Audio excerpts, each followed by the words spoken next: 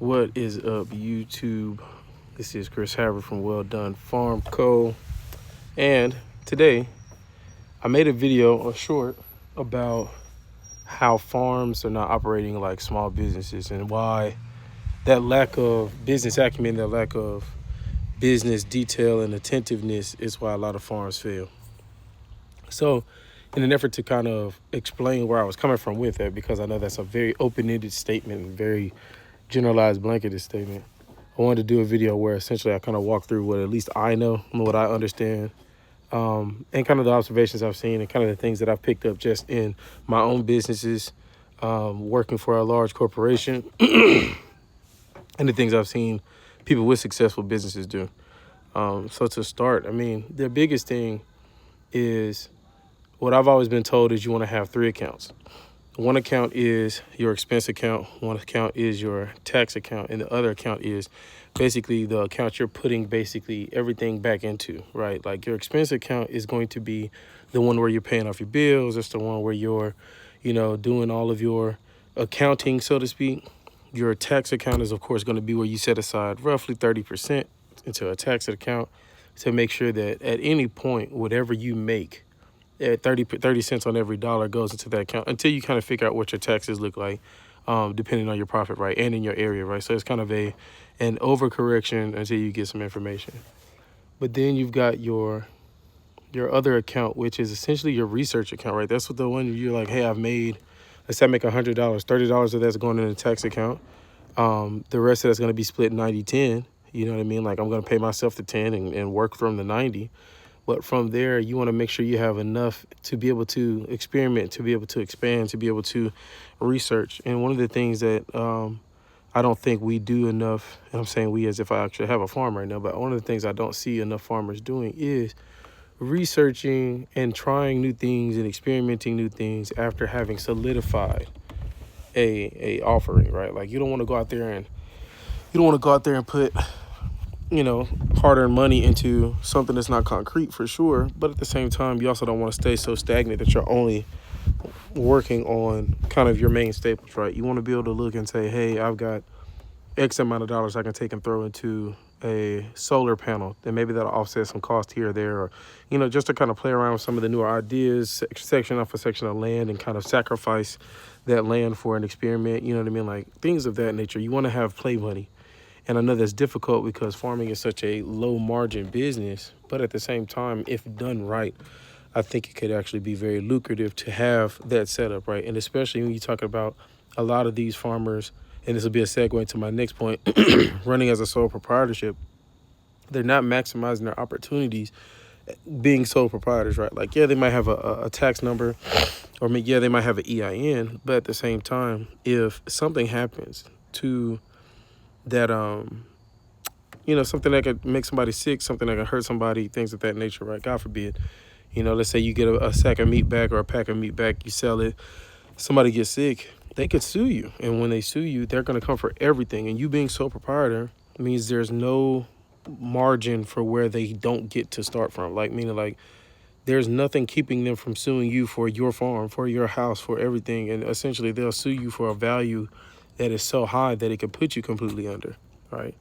So, the next piece, and like I said, it was a segue, the next piece is when you start talking about setting up a business, you have to think about what are you really going to do long term? Like, what are your goals? What is your end result supposed to be? If your end result is, hey, I just want to make, extra 10 here, extra 15 there, then cool, run it as a sole proprietorship. It's a side hustle at that point, right? Like you're not going to live and essentially thrive off of an extra 10, an extra 15. You're going to have a 9 to 5.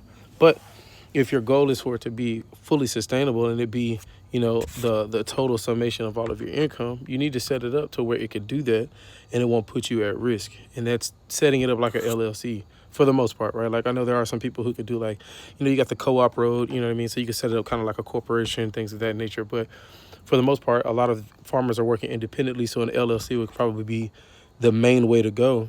And this is not me pushing for an LLC. I really think a lot of the bureaucracy that goes into starting a business is stupid. But at the same time, we've got to start playing the game the way the big businesses play the game. If a corporation can use LLCs as shell companies, or if billionaires could use LLCs as shells in order to essentially avoid taxes and keep stuff to themselves, then that means there are allotments for LLCs that are very important and very lucrative, right? So the main thing I want to say in terms of people using LLCs isn't to evade taxes, but it's the benefit of you being able to invest in stocks and bonds as an LLC, right? Like, of course, we know you have your own money that you can do whatever you want to with and put it away. But LLCs also basically act as people. And because they act as people, when they get sued, kind of goes back to my original point, when they get sued, the buck stops at them. Like, it doesn't bleed over into you. And of course, that's why you see a lot of businesses filing bankruptcy, but still being around, because that tax number, that EIN that they have doesn't go away. So if more farms set themselves up as LLCs, you know what I mean, they could go and they could invest through the farm into something. Or the biggest benefit is once you have your separate accounts from your own personal account, right? Now you can take that separate money and you can get loans against your assets. And it really depends on the type of bank you have, right? Like, you don't want to go and just randomly start trying to get loans against the money that you have, but you want to have a percentage of interest, a percentage return per year that's decent enough that whenever you get your loan, and you have to negotiate your interest on your loan from yourself, right? Because this is you getting a loan from yourself, right? And it's a formal process. This isn't me being like, hey, I got 100 in the bank, I'm gonna take out 100, right? Like, no, it's you have $100 in the bank sitting in, let's say, a savings account. And while it sits in that savings account, let's say it averages, I'm gonna say high yield, because I don't believe in low yield savings accounts. So you've got a high yield savings account averaging about 3%, right? Which means 3%, you're getting $3 every year for that $100 you've put into the bank. Now you go and you need a loan for $100. I don't know why you need a loan for $100, but you need that loan for $100. You take that $100, get a loan against it, and now, because you own that asset, you own that $100. That is your money. That is not speculative. That is not figurative. That is a full $100 that you own, and there's almost a guarantee that 3% is going to come back. So you're going to be richer. You're going to have more money later on. You have the full value to cover that loan. So the interest on that loan, which the bank is going to charge you because they have to make some kind of money from giving you a loan, it should be around 2 to 3%. Which means if you don't give back that money within an allotted amount of time, because this loan is covered, they're not going to give you indefinite time, right? Like, you're going to have to, you're going to have to pay on it. But ultimately, because you're going to be able to match the amount that you've taken out with the amount that you have at hand, they're going to literally give you a easier loan. And then from there, you're not 8%, 9%, 10%. And at the same time, if you've only taken a loan for $100, and let's say you get it at a 1.5% or 2% interest rate, you still make $1 on the entire transaction, and you're able to use that $100 and go do whatever you need to. And while you're paying the interest off, paying the payments, your 100 in the bank is growing. And that's the biggest thing, right? That's how millionaires and billionaires keep their money, and that's how they avoid taxes and things like that, because they're not making any income. They're operating and spending loaned money. And beyond that, they're getting these super low, super favorable interest rates by doing so, because they have the money, and at any point they can pay that loan back. And because of that, the bank knows that there's really no risk. So because there's no risk of them not getting their money back, they get a very favorable interest rate. And that's just a general overview of how that kind of works.